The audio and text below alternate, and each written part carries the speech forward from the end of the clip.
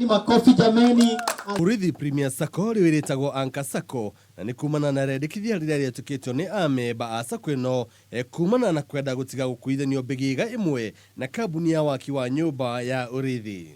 Is in accordance with the mandate that we were given and instructions by the members during our last annual general meeting. The members asked that we get a different name so that people can be able to differentiate between Urithi Housing and Urithi Premier Sacco that many people had not been able to differentiate. Wengine wanauliza why are we rebranding? Kwani hatutaki kuitwa Urithi?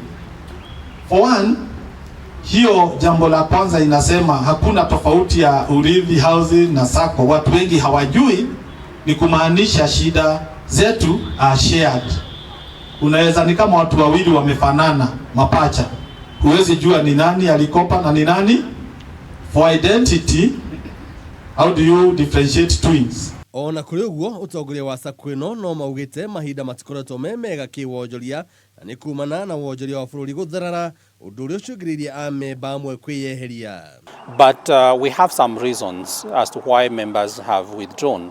One is that the financial and economic situation in the country has been a challenging one, and we know of many businesses and companies that are not doing well. We have seen supermarkets collapsing and closing, even other government institutions underperforming, and this has been translated to every common mwananchi. So even the member is suffering. Mwenaini wa amemba makiuga makwenda kunyitwo guoko na kuonererio gacira karia ga gutigirira mendekithia mao ni makinyanira. Sisi tungetaka tu kwanza watusaidie kupata hizo title. Tukishapatiwa title ni hivyo. Nikitaka ukiangalia mwanzoni walikuwa wanazita housing na saving sacco. Zilikuwa mbili tofauti.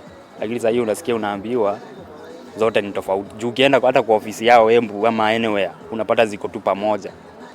Unaona? Miario no yaritio mucemanini wa mwanya wa amemba mukawa-ini umwe guku muci wa Thika Kiambu.